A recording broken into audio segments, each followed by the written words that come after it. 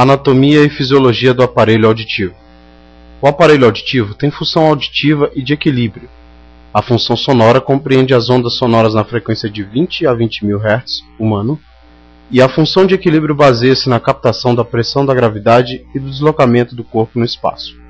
O aparelho auditivo divide-se em orelha externa, média e interna. Orelha externa. A orelha externa é composta pelo pavilhão auricular, meato acústico externo e membrana do tímpano. A membrana do tímpano é uma membrana fina e translúcida que separa a orelha externa da orelha média. Possui mais ou menos 10 mm de diâmetro e 80 mm² de superfície.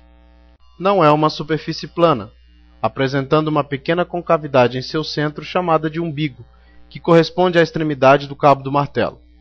Possui duas porções, a pars flácida e a pars tensa. A membrana do tímpano é formada por 3 camadas. A camada externa, de origem ectodérmica, apresenta característica epitelial. A camada interna, de origem endodérmica, apresenta característica mucosa. A camada média, de origem mesodérmica, que está ausente na porção superior da membrana do tímpano, pars flácida, é constituída de fibras radiais e não radiais, circulares, parabólicas e transversais, que dão consistência própria à membrana do tímpano. A pars tensa é responsável pela transmissão da vibração sonora para o ouvido médio. O martelo encontra-se aderido à camada média da membrana do tímpano. Orelha média, representada pela cavidade timpânica ou caixa do tímpano. Comunica-se anteriormente com a nasofaringe através da tuba auditiva, posteriormente com as células da mastoide. Contém cadeia ossicular formada pelo martelo, bigorna e estribo. A orelha média divide-se em epitímpano ou ático, mesotímpano e hipotímpano. Apresenta 6 paredes a saber: 1.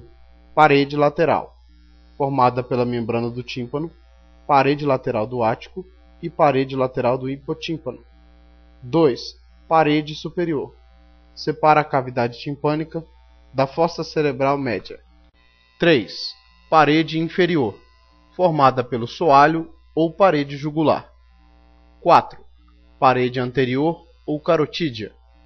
Comunica-se com o semicanal do músculo tensor do tímpano e com a tuba auditiva. 5. Parede posterior ou mastoide. É a própria mastoide. 6. Parede medial ou labiríntica. Parede que separa a orelha média do labirinto ou ouvido interno. Nela encontramos o promontório, plexo timpânico, janela oval vestibular, janela redonda coclear, canal do facial, canal semicircular lateral. Tuba auditiva.